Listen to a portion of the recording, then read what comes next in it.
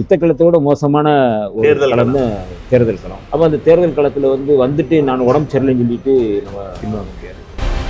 எங்கேருந்து அந்த கமிட்மெண்ட்டுக்கான ஃபோர்ஸ் வருது? இவ்வளோ உடல்நிலை கஷ்டப்படும் போது ஏதோ ஒன்று நம்ம ஓடணும்னு.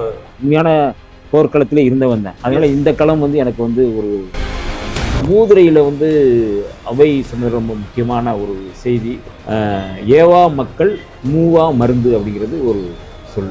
அதைத்தான் நான் தலைவருக்கான ஒரு இதாக நான் பார்க்குறேன். குறிப்பாக பாமக வாக்குகள் ரொம்ப அடர்த்தியாக இருக்கக்கூடிய ஒரு தொகுதி அப்படின்னாங்க. அப்படி ஒரு பாமக வாக்குகள் வலுவாக இருக்கக்கூடிய தொகுதிங்கிறது உங்களுக்கு டஃப்பாக இருக்கா? கடந்த முறை நிறைய இடங்களில் நான் உள்ளே போக முடியாத சூழலாம் இருந்துச்சு. ஓட்டு கேட்கவே போக முடியாத சூழல் இருந்துச்சு. 2-3 வில்லேஜ் நமக்கு எதிர்ப்பு தெரிவித்தாங்க. ஆனால் இன்னைக்கு அந்த அதிமுக தோல்வியான இடத்துல இருந்து கண்டெஸ்ட் பண்ணி வரும்போது அது ஈஸி அப்படிங்கிற விஷயத்த சொல்றாங்க. இந்த தொகுதியில் அதிமுக சிட்டிங் எம்எல்ஏவா இருக்காங்க, அர்ஜுனன் அவர்கள் எம்எல்ஏவா இருக்கிறாங்க. அது உங்களுக்கு ஈஸியா இருக்கா, டஃபா இருக்கா? இல்லை, ரொம்ப ரொம்ப ஈஸியாக இருக்கு. திண்டிவனம் தொகுதியில் ஒரு கோரிக்கையோ மனுக்கள் பெறுவதற்கான ஒரு அலுவலகம் கூட அமைக்காத ஒரு மோசமான ஒரு சூழல். எம்எல்ஏ ஆஃபீஸே இல்லை. எம்எல்ஏ ஆஃபீஸ் இல்லை.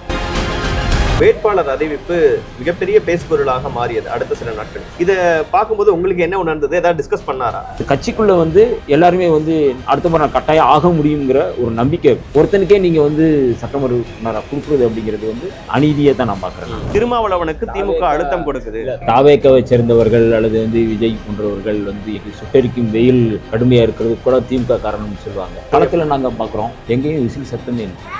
விசில் சத்தமே இல்லை.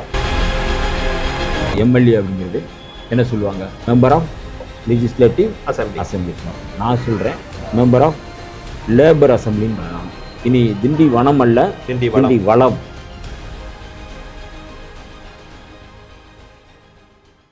முன்னணி market எக்ஸ்பர்ட்ஸுடன் enrich money investor awareness conclave April 25. டிக்கெட்டை இன்றே புக் செய்யுங்கள்.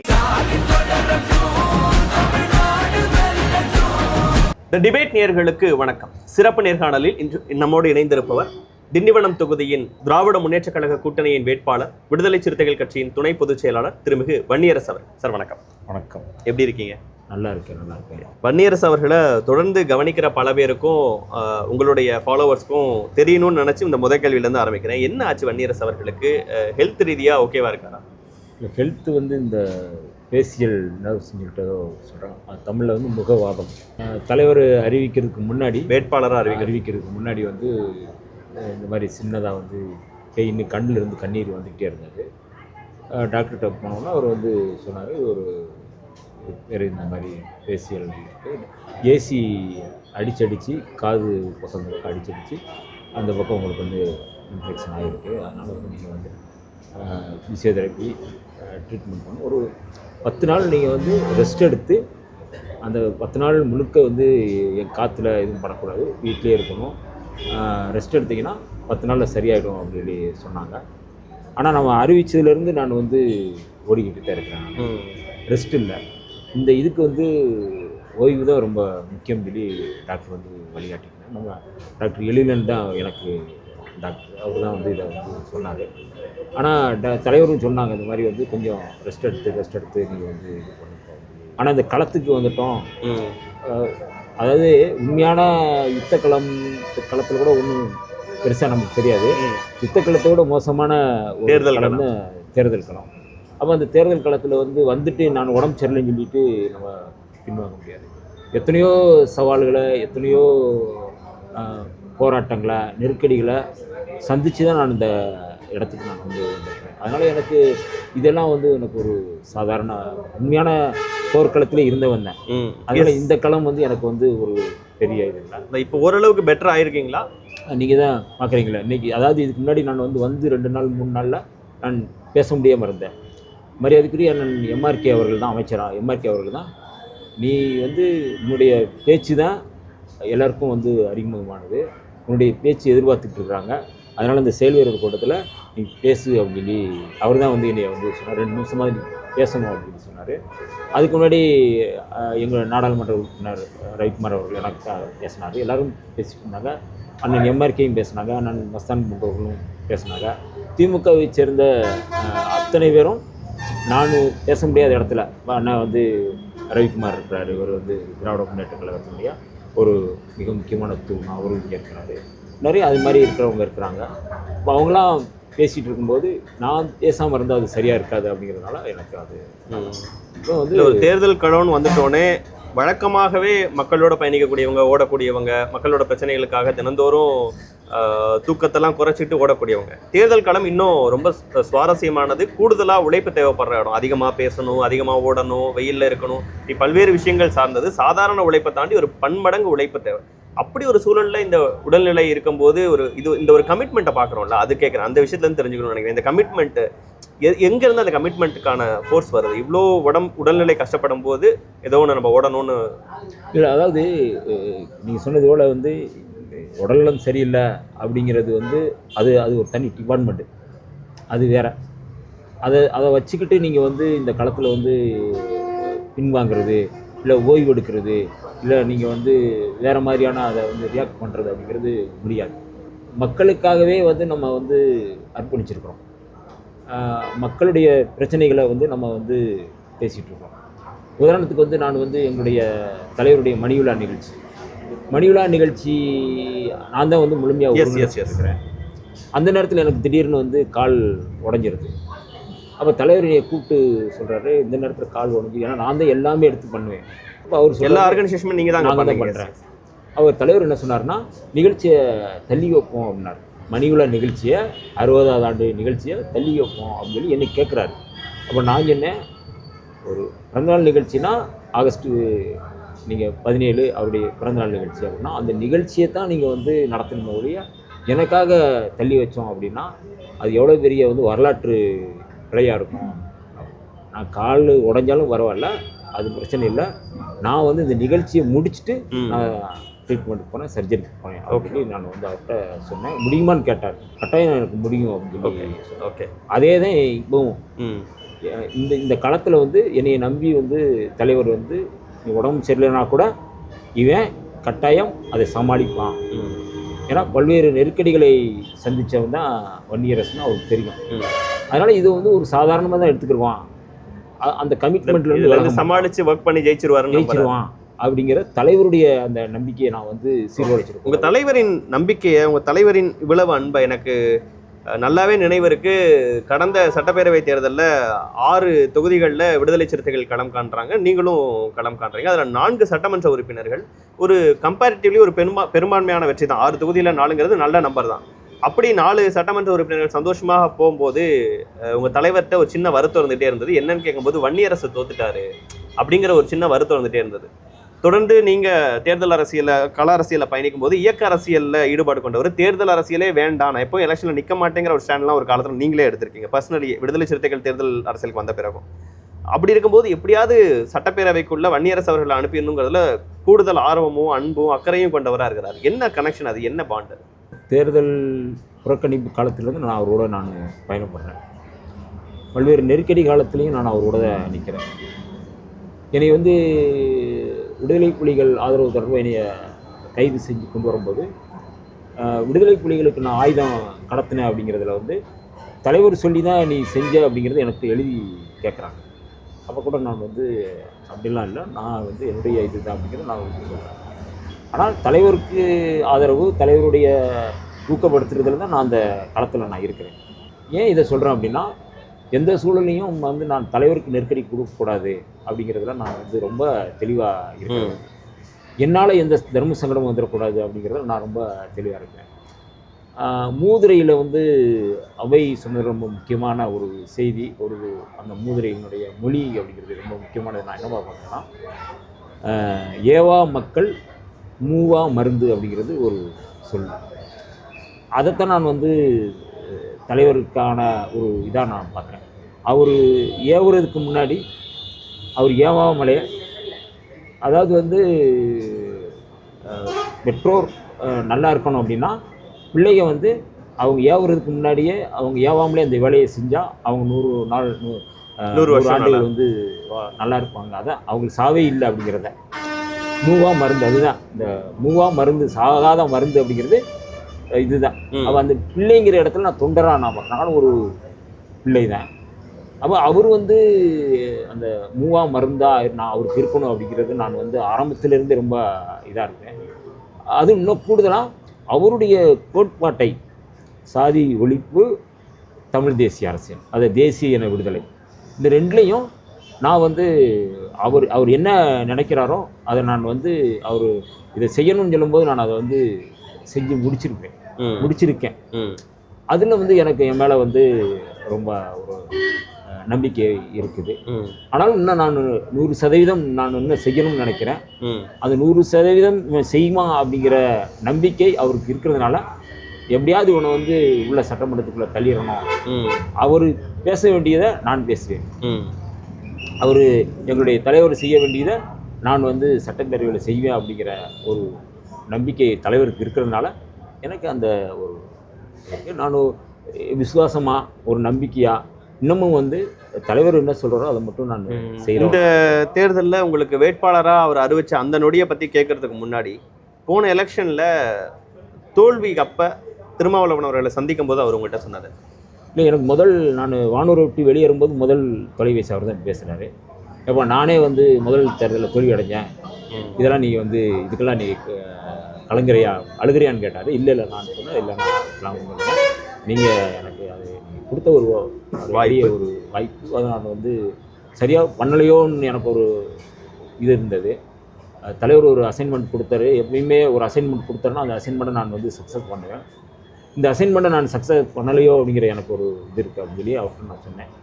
அதெல்லாம் தேர்தலில் அதெல்லாம் ஒன்றும் அப்படியெல்லாம் நினைக்க வேணாம், அடுத்த முறை நான் வந்து கட்டாயம் நீங்கள் வந்து ஜெயிப்பேன், அடுத்த முறை நம்ம பார்த்துக்கலாம், நீ தைரியமாக இருக்காங்க. நான் மறுநாளே வந்து அரக்கோணத்தில் வந்து ஒரு 2 இரட்டை மாறிடாரு. மறுநாளே நான் அந்த களத்துக்கு போயிட்டீங்க. அவ்வளோதான், ஒரு நாள் கூட தேவை, அவ்வளோதான். அதோட என்னுடைய இது வந்து அந்த 5 ஆண்டுகளும் நான் வந்து முந்தைய ஆண்டுகளை விட ரொம்ப தீவிரமாக ஸ்பீடாக எந்த இடத்துலையுமே நான் நிற்கலை. எந்த இடத்துலையுமே நான் அதுவும் என்னோட கால் உடஞ்சி ஓய்வெடுக்கும்போது கூட, ஓய்வெடுக்கணும்னு மருத்துவர் சொல்லும்போது கூட நான் வந்து இப்போ ஓய்வெடுக்கணும்னு மருத்துவர் சொல்லும் போதும் களத்தில் இல்லை, அதுவும் எனக்கு அதுக்கான வாய்ப்பு இல்லை. ஓய்வு அப்படிங்கிறது வந்து அரசியலில் வந்து ஒரு ஓய்வோ விரக்தியோ சோர்வோ இருந்துச்சுன்னா நம்ம வந்து அரசியலுடைய அந்த வாழ்க்கையில் அந்த நம்ம என்ன நோக்கத்தோடு இலக்கோடு நம்ம போகிறோமோ அது போக முடியாது. ஓகே, போன தடவை வானூர் தொகுதியில் களமிறங்குனீங்க, இந்த திண்டிவனம் தொகுதியில் இப்போ களமிறங்குறீங்க, இதோட எல்லை பகுதிகளில் இருக்கக்கூடிய வானூரில் களமிறங்குறீங்க. இந்த தடவை தொகுதி மாற்றம் உங்களுக்கு கிடைச்ச இடங்கள்லேருந்து நீங்கள் கண்டெஸ்ட் பண்ணுறதா, இல்லை இந்த திண்டிவனம் தொகுதிக்கு உங்களுக்குமான கனெக்ஷன் என்ன, இங்கே எப்படி உங்களுக்கான வாய்ப்புகள் இருக்குது, களம் எப்படி இருக்குது? கடந்த 2024 நாடாளுமன்ற தொகுதி நான் தான் தேர்தல் பொறுப்பாளர். எஸ், மரியாதைக்குரிய எங்களுடைய பொதுச் செயலாளர் அறிஞர் ரவிக்குமார் அவர்கள் நாடாளுமன்ற உறுப்பினராக வந்து அவர் வந்து போட்டியிடும்போது நான் வந்து முழுமையாக இங்கே களமானேன். 6 தொகுதி, அதில் திண்டிவனமும் 1. இன்னும் கூடுதலாக என்னென்னா வந்து எனக்கு தமிழ்நாடு முழுக்க விடுதலை சிறுத்தைகளோடு எனக்கு வந்து எப்படி தலைவரோடு வந்து எப்படி அவங்க வந்து நம்முடைய தோழர்கள் நிர்வாகிகள் எப்படி இருக்காங்களோ அது மாதிரி தான் நானும் வந்து எல்லோரோடையும் நான் வந்து இருக்கேன். அது இன்னும் கூடுதலாக திமுக தோழர்களோடு, தோழமை கட்சி, மற்ற எல்லோரோடையும் நான் வந்து ரொம்ப இணக்கமாக இருந்தேன். எனக்குன்னு ஒரு தனிப்பட்ட முறையில் எந்த விதமான எதிர்ப்பும் இல்லாமல் எல்லோரோடையும் நான் இணக்கமாக இருக்கிறதுனால திண்டிவனம் தொகுதி வந்து எனக்கு வந்து ரொம்ப பாசிட்டிவாக, எல்லா தோழர்களுமே திமுகவை சேர்ந்தவர்கள் மற்ற எல்லாருமே வந்து எனக்கு வந்து ஒரு ரொம்ப அணுக்கமாகவும் அரவணைப்பாகவும் இருக்கிறாங்க. கடந்த முறை வானூர் தொகுதி அப்படிங்கிறது அங்கே இருந்தப்போ அது எனக்கு புதிய தொகுதி தான்.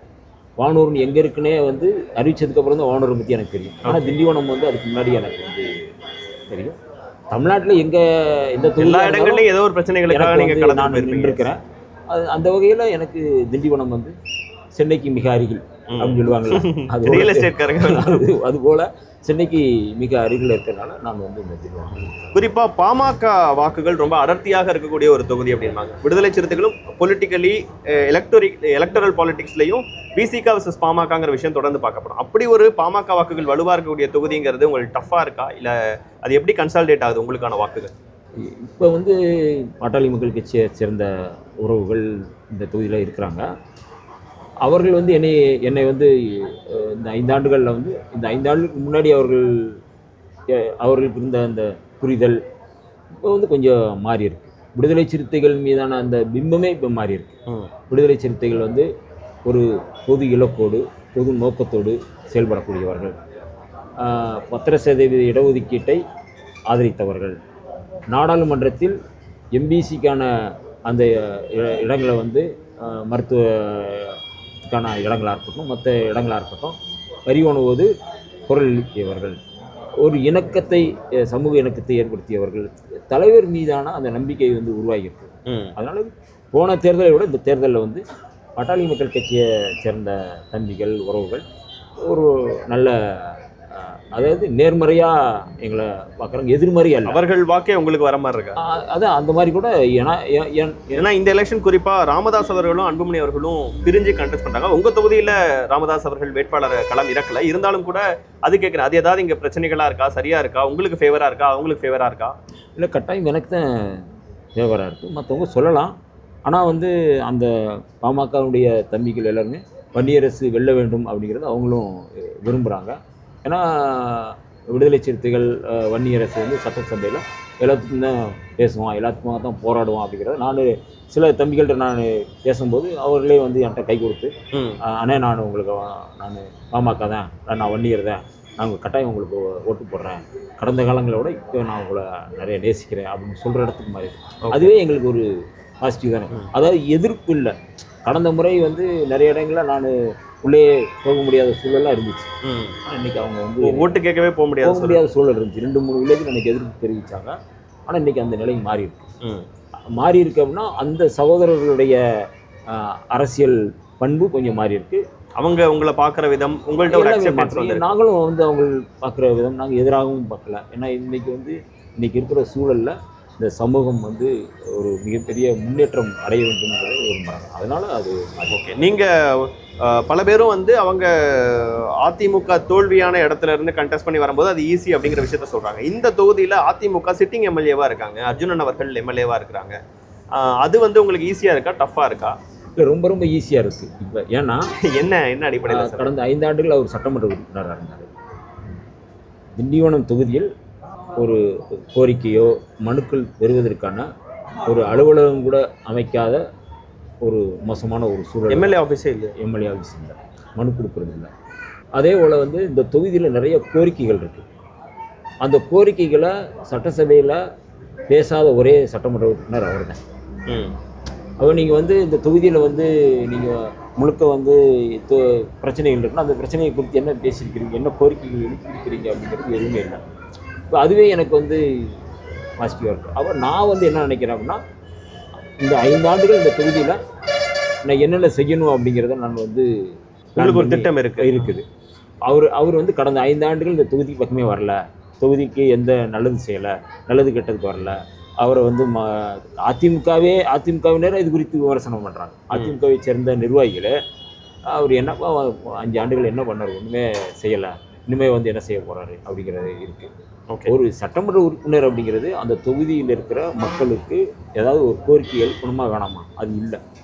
ஆனால் அது எல்லாமே இன்றைக்கி அதிமுக பக்கமே அது அந்த மாதிரியான ஒரு சூழல் இருக்கிறதுனால எனக்கு ஈஸியாக இருக்கும் அப்படிங்கிறது நான் வந்து. இப்போ நம்ம பேசுகிறதுக்கு சில நிமிடங்களுக்கு முன்பாக உங்களுக்காக துணை முதல்வர் உதயநிதி ஸ்டாலின் அவர்கள் வந்து பிரச்சாரம் பண்ணிட்டு போனார். முதல்வர்கிட்ட தொகுதிக்கு தேவையான பிரச்சனைகள் எல்லாத்தையும் கேட்டு பெற்று உடனடியாக நிறைவேற்றி கொடுப்பார் வன்னியரசு அவர்கள். நான் என் தொகுதியில் ஜெயிக்கிற ஓட் டிஃப்ரென்ஸை விட அதிகமாக வன்னியரசு அவர்கள் ஜெயிக்கணும் அப்படின்லாம் பேசிட்டு போனார். என்ன சொல்லணும்னு நினைக்கிறீங்க?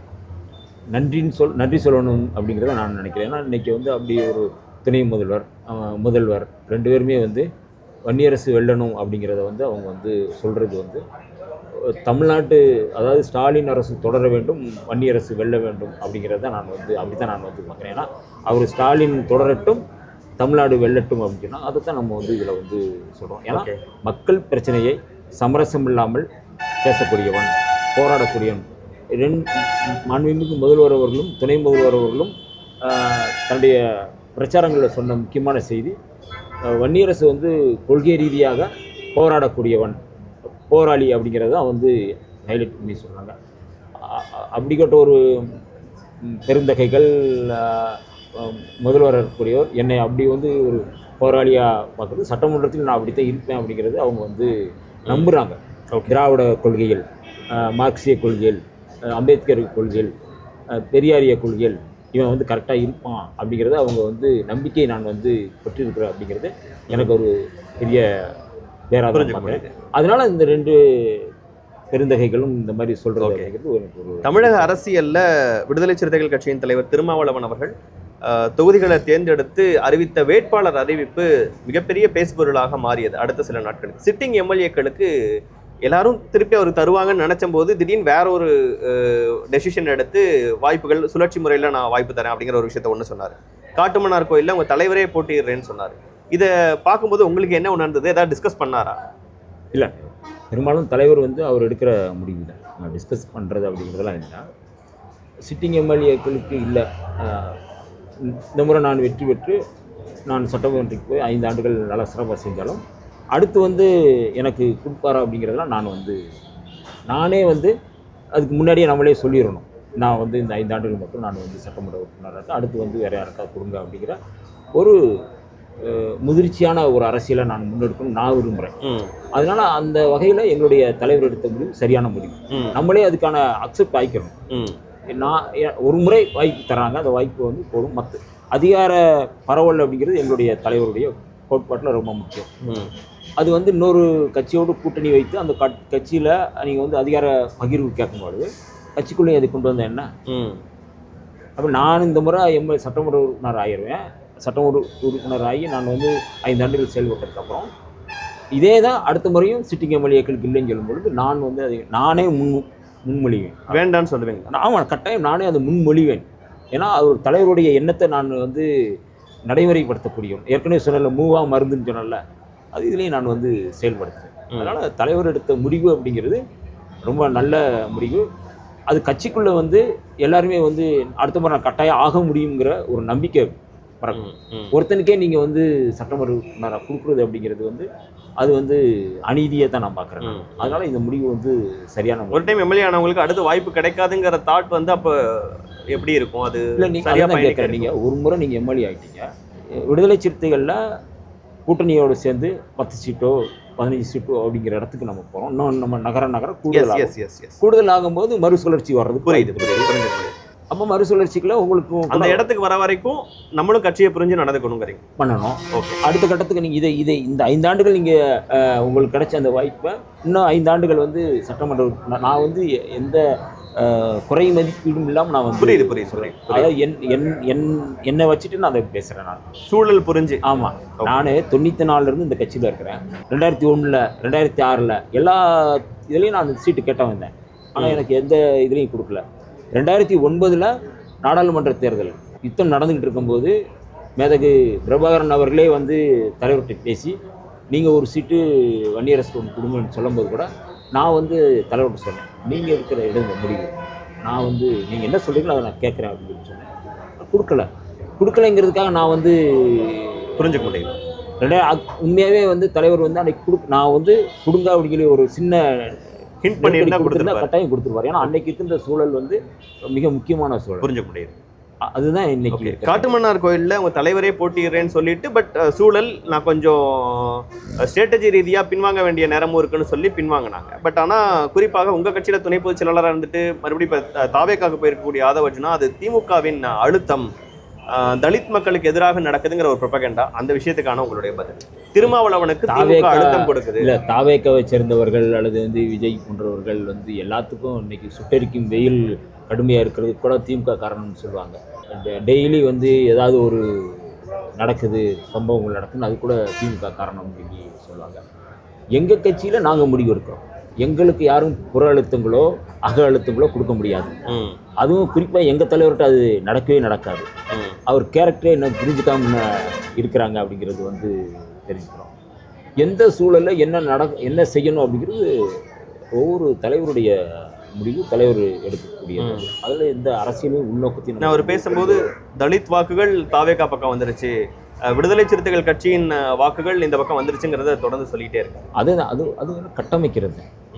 விஜய் ரியாலிட்டியில் நீங்கள் எதுவும் களத்தில் நாங்கள் பார்க்குறோம், எங்கேயும் விசில் சத்தமே இல்லை. விசில் சத்தமே இல்லை. ஓகே, எல்லாமே பானையினுடைய முழக்கங்கள் தான் இருக்குது. ஓகே, சும்மா அவங்க வந்து கட்டமைக்கிறது அது வந்து அப்படி கட்டமைக்கிறது மூலமாக வந்து ஏதாவது நடக்குமா அப்படிங்கிறத வந்து பார்க்குறாங்க. ஓகே, அப்படி எதுவுமே இல்லை. தமிழ்நாடு முழுக்க ஓகே முதலமைச்சர் சொன்னது போல் திமுக அணி அப்படிங்கிறது ரொம்ப ரொம்ப நல்லா இருக்குது. ஓகே, நிறைவா திண்டிவனம் தொகுதிக்கு நீங்கள் சொன்ன மாதிரி நான் பார்த்ததில் இவ்வளோ விஷயங்கள் நான் செய்யணும்னு நினச்சிட்டு இருக்கேன் அப்படின்னு நீங்கள் நினைக்கிற விஷயங்கள் உங்களுடைய எம்எல்ஏ ஆகும் பட்சத்தில் நான் செய்வேன்னு நீங்கள் கொடுக்குற உறுதிகள் அந்த விஷயத்தை என்னங்கிறத சொல்லுங்க. இல்லை, நான் வந்து எம்எல்ஏ அப்படிங்கிறது என்ன சொல்லுவாங்க, மெம்பர் ஆஃப் லெஜிஸ்லேட்டிவ் அசம்பிளி. நான் சொல்கிறேன், அதை அப்படியே கொஞ்சம் மாற்றுறேன், மெம்பர் ஆஃப் லேபர் அசம்பிளின்னு.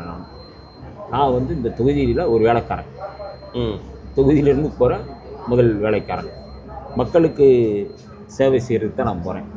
நான் போய் ஏசி ரூமில் படுக்கிறவன் இல்லை.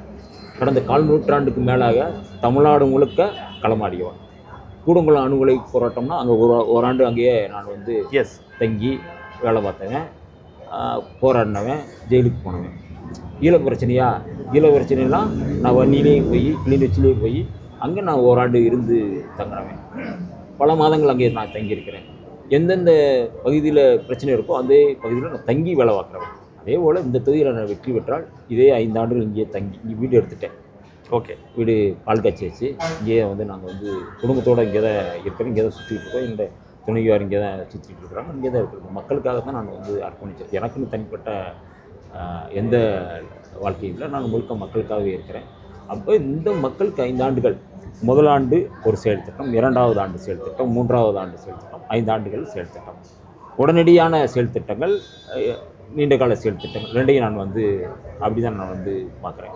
அப்போ முதலாண்டுகளில் வந்து குறைந்தபட்சம் என்ன உடனடியாக செய்யக்கூடியது அப்படிங்கிறது நான் வந்து இந்த தொகுதி மக்களுக்கு நான் வந்து கொடுத்துருக்கேன். தேர்தல் அறிக்கை நான் வந்து ரெடி பண்ணிகிட்டு இருக்கிறோம். இந்த தொகுதியில் வந்து மக்கள் ரொம்ப கேட்குறது என்னென்னா, இளைஞர்கள், மாணவர்கள், படித்தவங்க சென்னைக்கு மிக அருகில் அப்படிங்கிறது சென்னைக்கு போயிடுறாங்க, பக்கத்தில் போகிறாங்க வேலை வாய்ப்புக்காக. சென்னைக்கு மிக அருகில் இருக்கிற ஒரு நல்ல ஊர் அப்படின்னா திண்டிவனம். ஸ்ரீபெரும்புதூரில் பல தொழிற்சாலைகள் இருக்குது, ஆனால் இங்கே இல்லை. ஏன் இங்கே இல்லைன்னா ஒரு சமூக முரண்பாடுகள் இருக்குது அப்படிங்கிற ஒரு பதற்றத்தையே வைக்கிறாங்க. ஆனால் நான் அந்த சமூக நல்லிணக்கத்தை உருவாக்கக்கூடிய ஒரு சூழலை நான் வந்து கொண்டு வருவேன். முதல்ல தொழிற்சாலைகளை நான் கட்டாயம் கொண்டு வருவேன். இளைஞர்கள், இந்த தொகுதியில் இருக்கிற இளைஞர்கள் எங்கேயும் வெளியில் போகாமல் இந்த 5 ஆண்டுகளுக்குள்ள எவ்வளவுக்கு எவ்வளோ நான் விரைவாக தொழிற்சாலையில் உருவாக்கி நான் வந்து கொண்டு வர முடியும். அதே போல் இங்கே சவுக்கு மரங்கள் நிறையா விவசாயம் பார்க்குறாங்க. அதை வந்து ஒரு காகித தொழிற்சாலை உருவாக்கினா தான் அது வந்து பயன்படும். இது ரொம்ப முக்கியம். அதே மாதிரி விவசாய கல்லூரி வேணும்னு கேட்குறாங்க. அது வந்து நான் வந்து இந்த 3 வந்து நான் மிக முக்கியமாக வைக்கிறேன். மற்றபடி அடிப்படை பிரச்சனைகள் இருக்குது, அதை நான் வந்து உள்ளே போய் தான் நான் வந்து பண்ண முடியும். இந்த தொகுதியை நான் சொன்னதை இனி திண்டி வனம் அல்ல, திண்டி வளம். வன்னியரசு இன்று முதல் வந்து திண்டிவனம் வன்னியரசு அப்படிங்கிறத நான் வந்து சொல்கிறது. இந்த தொகுதியை ஒரு ஹைடெக்காக, ஒரு மாடர்னாக, ஒரு ஸ்டைலிஷாக இந்த திண்டிவனத்தை நான் மாற்றணும் நான் விரும்புகிறேன். சிறப்பு. நான் மட்டும் அதை பண்ண முடியாது. எல்லாமே தோழமை கட்சிகள், திமுக புரிஞ்சுக்கிறது எல்லாருமே நம்ம வந்து அதை கொண்டு வரும்பொழுது கட்டாயம் அப்படி கொண்டு வரும்போது சொல்லுவாங்க, அடுத்த முறை சட்டமன்ற உறுப்பினர் ஆகிறவங்க சொல்லுவாங்க, நான் வந்து திண்டிவனத்தை போல் நான் ஒரு முன்மாதிரி தொகுதியாக மாற்றி காட்டுவேன்னு சொல்லி கட்டாயம் சொல்லுவாங்க. ஓகே, உங்கள் பரப்புரைக்கு மத்தியிலையும் பல்வேறு கேள்விகளுக்கு நேரம் அளித்து பதில் கொடுத்துருக்கிறீங்க. நிறைவாக ஒரு 30 செகண்ட் நீங்கள் நேரடியாக உங்கள் தொகுதி மக்கள்கிட்ட உங்களுக்கான வாக்குகளை கேட்டுக்கலாம். நம்ம கேமராவை நேரடியாக. வணக்கம், திண்டிவனம் தொகுதி வாக்காளர் பெருங்குடி மக்கள், நான் வன்னியரசு. இந்த தொகுதியை உங்களில் ஒருவனாக, உங்களுக்காக, உங்கள் வீட்டு பையனாக இருந்து வேலை பார்ப்பதற்கு ஒரு வாய்ப்பு தர வேண்டும். இந்த தொகுதியை ஒரு வளமுள்ள தொகுதியாக பொங்கல்